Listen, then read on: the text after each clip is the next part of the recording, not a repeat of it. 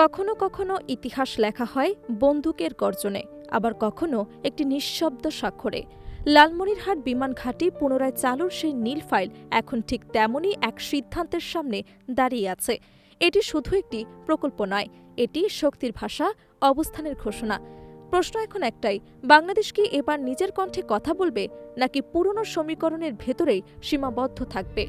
উত্তরের আকাশ যেন অপেক্ষা করছে সেই এক সিদ্ধান্তের জন্য, যা বদলে দিতে পারে পুরো অঞ্চলের হিসেব। ঢাকার রাতটি ছিল অস্বাভাবিক শান্ত। আকাশে মেঘ নেই, নেই কোনো ঝড়, তবু বাতাসে যেন অদৃশ্য চাপা উত্তেজনা। গভীর রাতেও প্রধানমন্ত্রীর কার্যালয়ের একটি কক্ষে জ্বলছিল আলো। টেবিলের ওপর সারি সারি ফাইলের মাঝে একটি নীল ফাইল যেন সবকিছুকে ছাপিয়ে আলাদা হয়ে উঠছিল। তার শিরোনাম, লালমনিরহাট বিমান ঘাঁটি পুনরায় সক্রিয়করণ প্রস্তাব। এটি কেবল একটি অবকাঠামো উন্নয়ন প্রকল্প নয়, এর ভেতরে লুকিয়ে আছে কৌশল, নিরাপত্তা, কূটনীতি এবং ভবিষ্যৎ ভূ রাজনীতির সম্ভাব্য নতুন রূপরেখা। ফাইলটি হাতে নিতেই স্পষ্ট হয়ে ওঠে একাধিক প্রশ্ন।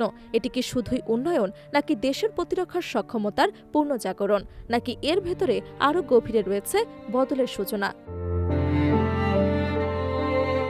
বর্তমান রাজনৈতিক বাস্তবতায় এই সিদ্ধান্ত আরও বেশি তাৎপর্যপূর্ণ, কারণ বাংলাদেশ এখন এমন এক সময়ের মধ্য দিয়ে যাচ্ছে যখন শুধু অর্থনৈতিক অগ্রগতি নয়, বরং নিজস্ব কূটনৈতিক অবস্থান পুনর্নির্ধারণের দাবিও জোরালো হচ্ছে। দীর্ঘদিন ধরে প্রতিবেশী দেশের সঙ্গে সম্পর্কের ক্ষেত্রে যে ভারসাম্য বা নির্ভরতার সমীকরণ তৈরি হয়েছে, তা নিয়ে এখন নতুন করে ভাবার সময় এসেছে বলেই মনে করছেন বিশ্লেষকরা। এই প্রেক্ষাপটে লালমনিরহাট বিমান ঘাঁটি যেন একটি প্রতীকে পরিণত হয়েছে। উত্তরাঞ্চলের কৌশলগত এই অবস্থান শুধু সামরিক নয়, বরং আঞ্চলিক সংযোগ ও বাণিজ্যের ক্ষেত্রেও গুরুত্বপূর্ণ হয়ে উঠতে পারে। নেপাল এবং ভুটানের সঙ্গে আকাশপথের যোগাযোগ, উত্তর পূর্ব ভারতের বিকল্প ট্রানজিট সম্ভাবনা, এমনকি চীনের সঙ্গে সম্ভাব্য অর্থনৈতিক সংযোগ, সবকিছু মিলিয়ে এটি একটি বহুমাত্রিক প্রকল্প। তবে এই সম্ভাবনার বিপরীতে রয়েছে কূটনৈতিক বাস্তবতা। বিশেষ করে প্রতিবেশী ভারতের দৃষ্টিভঙ্গি এখানেই গুরুত্বপূর্ণ হয়ে ওঠে। সীমান্ত ঘেঁষা কোনো বিমান ঘাঁটির সক্রিয়তা তাদের নিরাপত্তা উদ্বেগ তৈরি করতে পারে, এমন ধারণা অতীতেও একাধিকবার উঠে এসেছে। ফলে এই প্রকল্প বাস্তবায়নে কূটনৈতিক ভারসাম্য রক্ষা করা হবে বড় চ্যালেঞ্জ। রাজনৈতিক বিশ্লেষকদের মতে এই সিদ্ধান্ত সরকারের নেতৃত্বের চরিত্র নির্ধারণ করবে। একদিকে রয়েছে জাতীয় আত্মমর্যাদা ও স্বতন্ত্র অবস্থান প্রতিষ্ঠার প্রশ্ন, অন্যদিকে রয়েছে আঞ্চলিক স্থিতিশীলতা ও অর্থনৈতিক সম্পর্ক বজায় রাখার বাস্তবতা।